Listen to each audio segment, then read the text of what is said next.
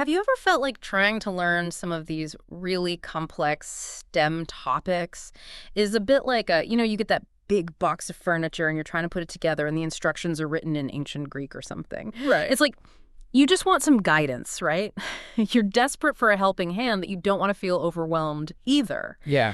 And that's where this whole idea of computer-based scaffolding comes in. It's like having digital tools to help you along the way. Yeah. Imagine it as temporary support structures, like scaffolding on a building.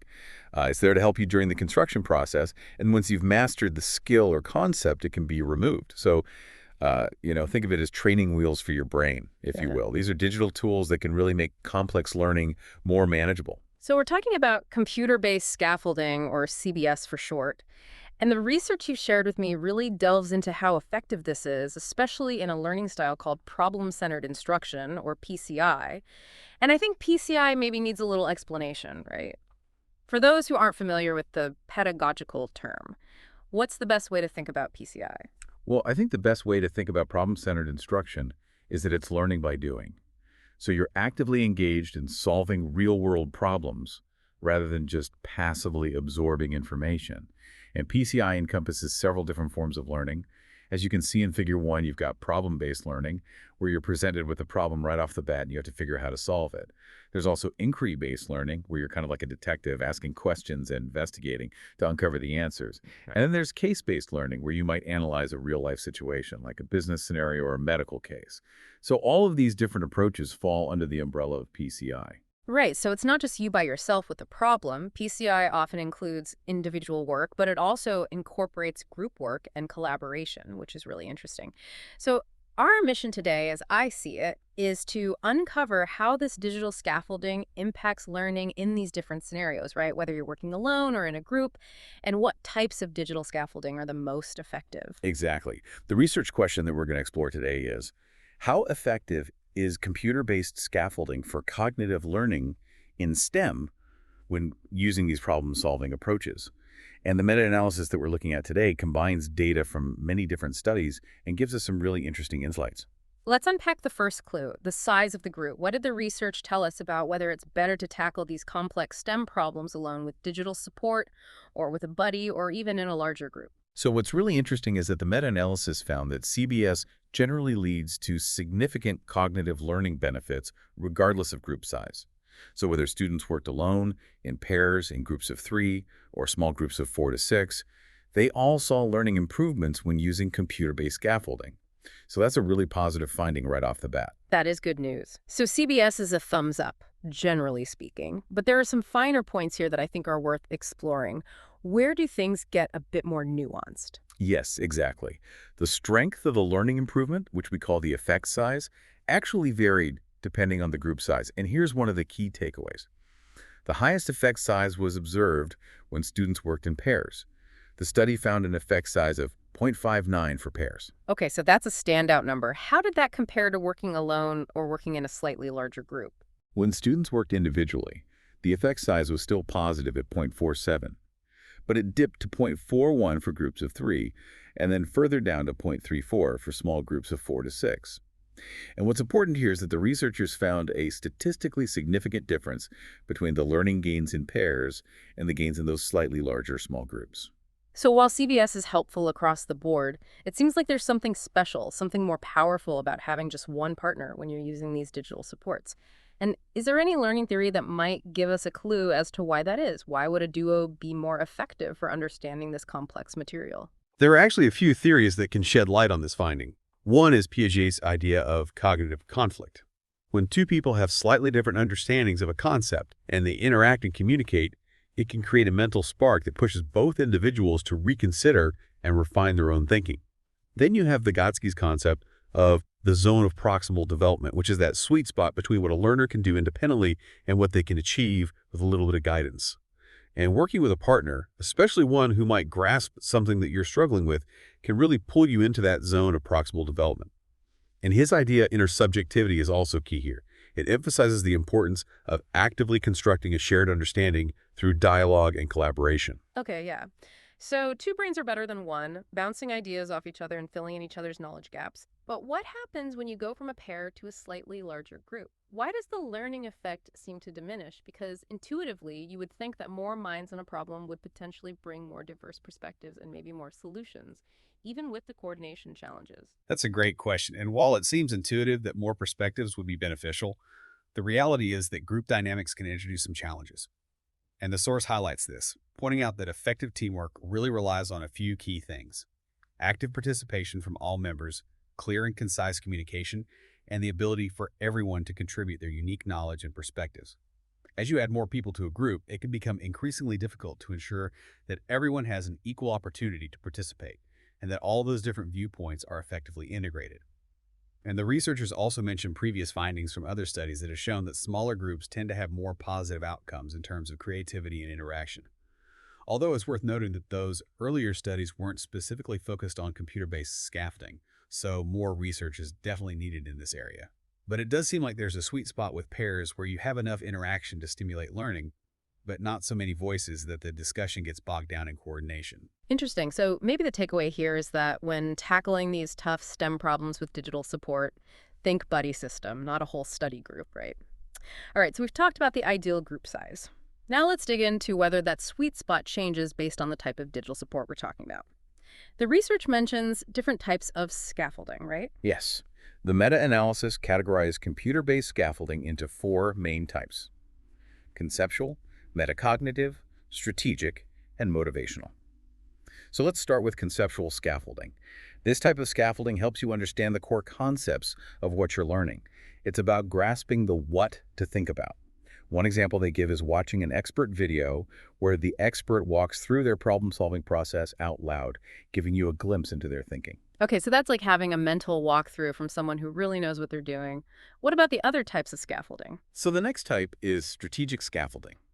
This type focuses on the how of problem solving, providing you with an overall game plan or step-by-step approach to tackling the problem. A good example of this is the algebra system, which is a digital tool that helps students learn how to set up and solve algebra word problems. Then we have metacognitive scaffolding. This type encourages you to think about your own thinking. It helps you plan, monitor your progress, and reflect on your learning process. A common example of this would be a planning sheet that you might use for a large research project. And finally, there's motivational scaffolding. This type aims to keep you engaged and motivated by tapping into things like your confidence and interest in the subject matter.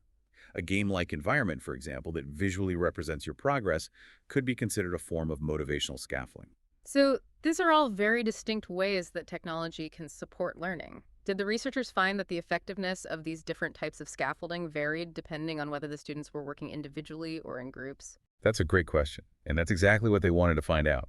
So for individual work, they found that conceptual scaffolding had a slightly higher effect size, 0.48, compared to strategic 0.47 and metacognitive scaffolding, 0.38. But those differences weren't statistically significant. And interestingly, they didn't find any studies that used motivational scaffolding in group work, and for individual work, they found that motivational scaffolding's effect was not significantly different from zero. Okay, so if you're learning alone with CBS, it seems like the specific type of scaffolding, whether it's helping you understand the concepts, the strategies, or your own thought process, doesn't make a huge difference in the overall learning outcome, at least based on this data. Right. That's a fair summary of the findings for individual work. Now, for group work, the picture shifts a little bit. Here, metacognitive scaffolding had a nominally higher effect size at 0.48, followed by conceptual scaffolding at 0.46, and then strategic scaffolding at 0.39. But again, similar to individual work, the differences between these scaffolding types weren't statistically significant for group learning either. So whether you're learning alone or in a group with CBS, the specific type of scaffolding doesn't seem to make a statistically significant difference in terms of learning outcomes. It does seem to have a generally positive impact, though. Now, you mentioned an earlier study that had different results when it came to group learning with technology. Can you remind me about that study? Yes, so the researchers in this meta-analysis actually compared their findings to a previous meta-analysis by Liu and colleagues from 2001. And that earlier study had actually found larger learning gains for group learning compared to individual learning when using a variety of different computer technologies, such as tutorials, practice exercises, and simulations. But it's important to note that this current meta-analysis that we're discussing today specifically focused on scaffolding, which tends to emphasize those learning strategies that we talked about earlier, and they found a different pattern of results. Okay, so that's an interesting puzzle. Why do you think these two meta-analyses might have arrived at different conclusions? While the authors of the current study offered a couple of possible explanations. One is that this current meta-analysis had a more narrow focus on learning strategies in their definition of scaffolding. Many of the technologies that were included in that earlier study, like simple drill and practice software, might not have explicitly targeted those deeper learning strategies. Another really important factor could be the inherent feedback mechanisms in collaborative learning. When you're working with others, you naturally explain your thinking, you get feedback from your peers, and that back and forth dialogue can really enhance understanding.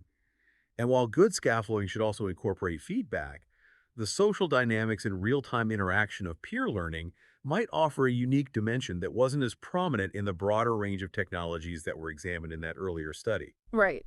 It makes sense that it's not just about having technology, but how that technology is actually supporting the learning process.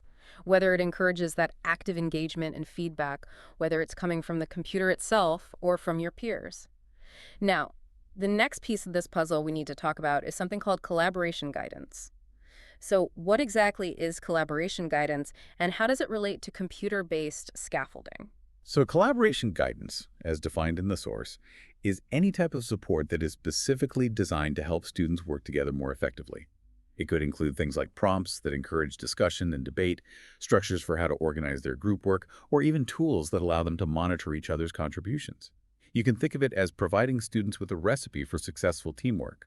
So some examples could be things like pre-designed scripts for discussions, tools that visually represent the group's activities, or even collaborative digital workspaces that guide their joint decision-making. So it's not just about providing scaffolding for each individual learner within the group. Collaboration guidance is about actively shaping and supporting the process of working together as a group. Now, what did the research find when they compared groups that only had CBS versus groups that had both CBS and this collaboration guidance? And I have a feeling this might be where we get to some surprising results. You are absolutely right. This is where the findings get really interesting and even a little bit counterintuitive. The meta-analysis showed that groups that were only supported by scaffolding actually had a significantly higher learning gain than groups that received both scaffolding and collaboration guidance. The effect size for the scaffolding-only group was 0.63, which is quite substantial, whereas the effect size for the group with both scaffolding and collaboration guidance was only 0.29. So the key message here is that more support isn't always better. Sometimes it's like having too many GPS systems all giving you different directions at the same time. Wow, that's a huge difference. It really flips what you might initially assume. You'd think that giving students more support, both for their individual learning through scaffolding and for their group interactions through collaboration guidance, would lead to even better learning outcomes. But why might the opposite be true? I'm sure the source offers some potential explanations for this unexpected finding. Yes, and they go into quite a bit of detail about this. One of the key concepts they discuss is guidance dissonance. And the idea here is that there might be conflicting goals or approaches embedded within the scaffolding, which often focuses on individual task completion and knowledge acquisition, versus the collaboration guidance, which focuses more on the social and interactive aspects of group work. And they emphasize the importance of what they call guidance alignment, which is based on the script theory of guidance. And this theory suggests that for collaboration guidance to be effective, it needs to be closely aligned with the way students are already learning through the problem-centered instruction itself. So is it possible that having both types of guidance might actually be pulling students in different directions or making it unclear which set of instructions to prioritize? Exactly. That's one possibility. Another potential explanation that they explore has to do with what they call overlapping opportunities and constraints. So scaffolding, collaboration guidance, and the inherent nature of problem-centered instruction all present learners with opportunities to learn and grow, but they also come with certain boundaries and limitations. And for groups to effectively leverage those opportunities, they need to be able to coordinate their actions and make decisions collectively. But sometimes the constraints imposed by one form of guidance might inadvertently negate the benefits of another. And this makes it really tricky to provide students with meaningful choices about how they want to approach their learning and collaboration when there are so many different sets of guidelines in play. It does sound like a lot to juggle. It's like that saying, too many cooks in the kitchen, where all the different forms of guidance end up getting in the way rather than actually helping. What other possibilities did the researchers consider? Another interesting point they brought up is the idea of learner appropriation of guidance. And what they're suggesting here is that students in groups that are receiving explicit collaboration guidance might actually just be going through the motions of peer interaction without really deeply engaging with the ideas that are being shared. On the other hand, scaffolding, when done well, often pushes students towards that deeper, more critical level of cognitive processing. So if the collaboration guidance inadvertently leads to more superficial engagement with peer work, that could potentially explain why those groups showed lower learning gains compared to groups that were primarily relying on scaffolding for support. That is a really insightful point. It highlights that it's not just about whether collaboration is happening, but the quality of that collaboration, whether it's leading to a genuine cognitive engagement with the material. Exactly.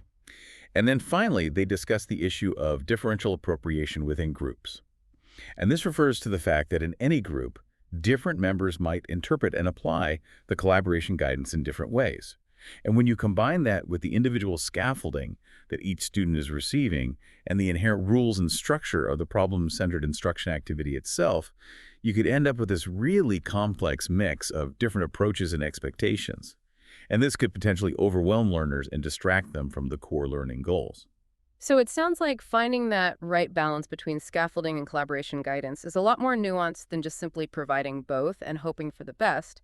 There's a real risk of those different support mechanisms clashing or being misinterpreted by the learners.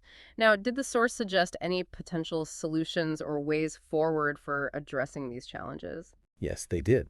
They proposed the idea of allowing for what they call greater learner instrumentalization of collaboration guidance. And what they mean by this is that instead of presenting collaboration guidance as a set of rigid rules that must be followed, it could be presented more as a set of general suggestions or guidelines that learners can adapt and interpret based on their own unique needs and the specific demands of the problem they're working on.